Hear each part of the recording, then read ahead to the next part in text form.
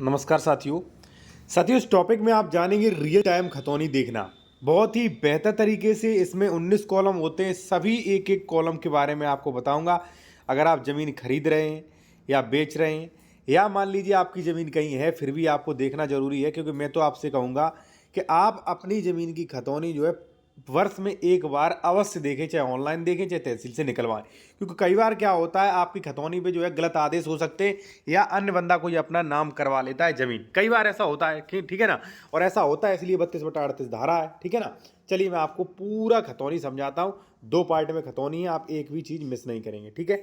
और एक चीज़ साथियों, और अगर आप कोई भी बेहतर कानूनी सलाह लेना चाह रहे हैं या आप अपना कोई ज़मीन का डॉक्यूमेंट चेक करवाना चाह रहे हैं, तो हमारा कॉन्टैक्ट नंबर वीडियो की डिस्क्रिप्शन में मिल जाएगा। आप किसी भी मैटर पर कानूनी सलाह ले सकते हैं। ठीक है।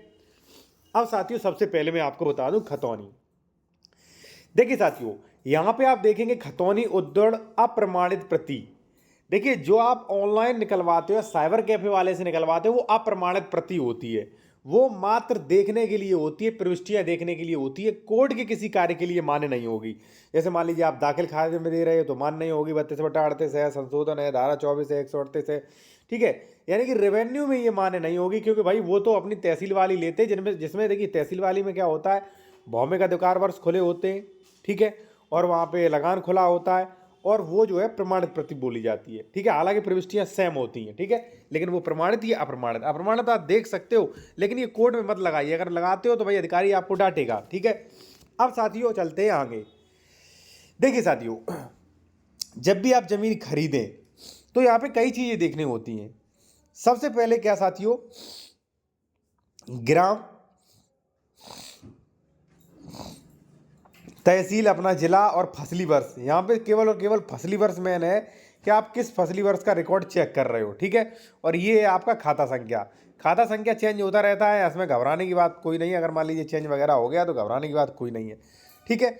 फिर आ जाती है साथियों श्रेणी नंबर। अब देखिए, जमीन जो है वो कई श्रेणी की होती है। श्रेणी नंबर 1 का, श्रेणी नंबर 1 का, श्रेणी नंबर 4, श्रेणी नंबर 5, श्रेणी नंबर 6। ठीक है। और प्रत्येक श्रेणी की जमीन आप नहीं खरीद सकते, कुछ ही श्रेणियों की खरीद सकते, जिसमें जो है भौमिक अधिकार मिल जाते हैं, ट्रांसफर राइट्स मिल जाते हैं। ठीक है। तो श्रेणी नंबर देखें, और खातेदारक जो है वो ट्रांसफर राइट्स वाला है कि नहीं वो देखें, संक्रमणीय है कि असंक्रमणीय है वो भी चेक करें आप। ठीक है। अगर आप ज़मीन खरीद रहे हो, देखिए अगर आप ज़मीन खरीद रहे हो तो मैं आपसे ये कहूँगा कि भाई आप जो है डबल रजिस्ट्री, अंश से अधिक विक्रय, ये ज़मीन सरकारी तो नहीं है, इस ज़मीन पे कोई सरकारी विवाद, कोई भी मान लीजिए विवाद तो नहीं चल रहा, धारा 116, 117, धारा 98, धारा 143, 80, ये सारी चीज़ें चेक करें। आप नहीं कर सकते हो तो आप चाहो तो मेरे द्वारा भी कर सकते हो। हमारा कॉन्टैक्ट नंबर वीडियो की डिस्क्रिप्शन में मिल जाएगा आपको। ठीक है। तो संक्रमणी असंक्रमणी चेक कर लिया। अब साथियों आते हैं यहाँ पे होता है खसरा नंबर। खसरा नंबर आपका क्या है? खसरा नंबर है 76। कई बार क्या होता है 76 में, तो साथियों में लिखा है तो यानी कि ये मिनजुमला नंबर है, यानी कि 76 का पार्ट है, यानी कि मिनजुमला काटा हुआ काटा होता है धारा 30 के अनुसार, जिसका अंश डिक्लेरेशन हो चुका है लेकिन अभी भौतिक विभाजन नहीं हुआ, यानी कि कुरा डिक्लेरेशन नहीं हुआ साथियों। ठीक है। अब इसके बाद आते हैं नाम। यहाँ पे आप देख लीजिए नाम किसका है। ठीक है। यहाँ पे आप देख लीजिए फसली वर्ष, यहाँ पे आप देख लीजिए गाटा संख्या ग्राम, इस पे कोड के साथ। ठीक है। यूनिक कोड के साथ। देखिए कई बार क्या होता है, अगर 76 में हुआ, कई बार ऐसा होता है 76 नाम की गाटा जो है वो 10-15 होते हैं, तो आप इस जो यूनिक कोड जो है इससे पहचानेंगे। ठीक है। इसके बाद होता है साथियों कुल रकबा, कि रकबा कितना है। और जब भी आप जमीन खरीद रहे हैं भाई, रकबा जरूर देखिए इसका कितना रकबा है, और रकबे में इसका कितना अंश पड़ रहा है ये भी चेक करें। ठीक है। यहाँ पे भू राजस्व खुला है, ये भी चेक करें। ठीक है। ये हो गया इतना पहला। यहाँ पे आप देख सकते हैं 9 कॉलम आपने देख लिए। इसके बाद साथियों नीचे आते हैं यहाँ पे। ठीक है। यहाँ पे आप देख सकते हैं कि नामांतरण खारिज किया गया, दर्ज किया गया। इसमें क्या डिटेल रहती है, अगर किसी ने जमीन खरीदी है, अगर किसी ने जमीन बेची है तो डाटा आ जाएगा यहाँ पे। ठीक है। एक चीज़ मैं फिर कहूँगा साथियों कि अगर आप जमीन खरीद रहे हो और खतौनी में किसी का नाम सही है, फिर भी आप विश्वास मत करें, फिर भी जो है आप अन्य कार्रवाइयाँ, अन्य वेरिफिकेशन करें। जैसे कई बार क्या होता है, मान लीजिए मेरा खतौनी में नाम दर्ज है ए, लेकिन मैंने ज़मीन बेच दी थी बी को, बी ने अभी तक दाखिल खारिज नहीं कराया, तो ए का नाम ही दर्ज होगा और ए जो है फिर से बेच सकता है, फिर से केसीसी ले सकता है। तो जब भी आप मान लीजिए खतौनी देखकर ज़मीन खरीद रहे हो तो यहाँ पे ये चेक करें कि इसने रजिस्ट्री तो नहीं की और इस पर सारे आदेश सही है कि नहीं है, आपकी फेवर में है कि नहीं, ये चीज़ चेक करें। ठीक है। चलिए आते हैं 10वें कॉलम पे। 10वां कॉलम साथियों आता है नामांतर की श्रेणी परिवर्तन का विवरण। देखिए, जिस किसी ने बैनामा लिया होगा तो वहाँ पे लिखा होगा बैनामा दिनांक संख्या, आदेश संख्या। दान पत्र तो दान पत्र 10वें कॉलम के नीचे लिखा होगा, ठीक है। यहाँ पे लिखा होगा जिसने खारिज किया, मतलब जिसका नाम खारिज किया गया। जैसे मान लीजिए ए ने बेचा, ठीक है, तो ए का नाम लिखेगा कि ए ने जो है बेच दिया, गाटा संख्या 6 में से, क्षेत्रफल जो भी मान लीजिए 24 वर्ग मीटर या जो भी मान लीजिए वो, और खरीदा किसने, यानी कि दर्ज किया गया किसका, बी ने खरीदा तो बी का नाम होगा, किस गाटे में नंबर में खरीदा वो गाटा नंबर होगा, और क्षेत्रफल कितना है जो भी मान लीजिए आपने कितना बताया था, मैंने 24 बताया था, 24 जो है वो यहाँ पे वो होगा। तो यानी कि साथियों 10, 11, 12, 13, 14, 15, 16 कॉलम जो होते हैं इनमें वो विवरण रहेगा किसका ज़मीन बेची है, किसकी ज़मीन नाम आई है। चलिए उसके बाद 17वां कॉलम देखते हैं यहाँ पे, ठीक है। यहाँ पे 17वां कॉलम जो है वो विचाराधीन के बारे में बताएगा, लेकिन कभी कभी ये मिस होता है, इसलिए आप RCMS पे खुद चेक करें कि भाई कोई मामला इसमें चल तो नहीं रहा है, ठीक है ना। आप 17वां कॉलम देख सकते हैं, भूमि के संबंध में विचाराधीन राजस्व कंप्यूटरीकृत वाद संख्या, ठीक है ना।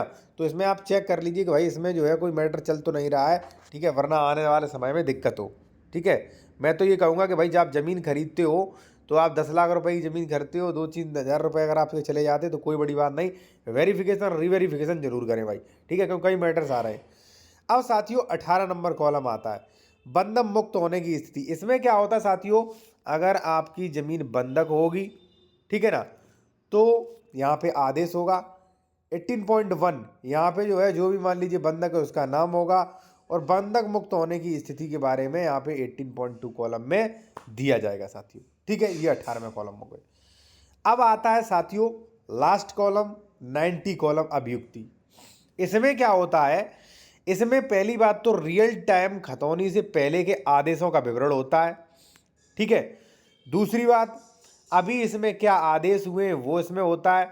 और साथियों मैं आपसे कहूँगा अगर आप कोई भी ज़मीन खरीद रहे हैं या आपकी कोई ज़मीन है तो 1 वर्ष में अपनी खतौनी जरूर चेक करें और सारे आदेश चेक करें। देखिए कई बार क्या होता है, जैसे मान लीजिए आपने ज़मीन खरीद ली, ए से खरीदी थी, आपका नाम यहाँ पे आ गया बी, चलिए आपका खतौनी में दर्ज नाम हो गया।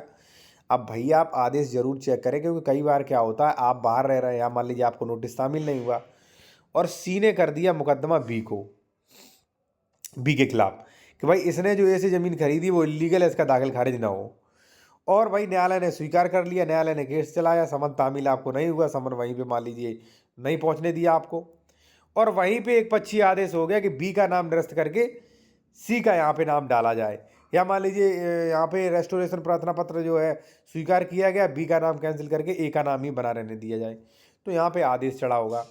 भाई यहाँ पे एक आदेश है, 100 आदेश है, चाहे 200 आदेश है, एक एक आदेश को अच्छे तरीके से देखिए, उसका एनालिसिस करिए कि भाई ये आदेश क्या बोल रहा है, इस आदेश का मतलब क्या है, ये सारी चीज़ें आप चेक करिए, ये काफ़ी ज़रूरी है साथियों, ठीक है।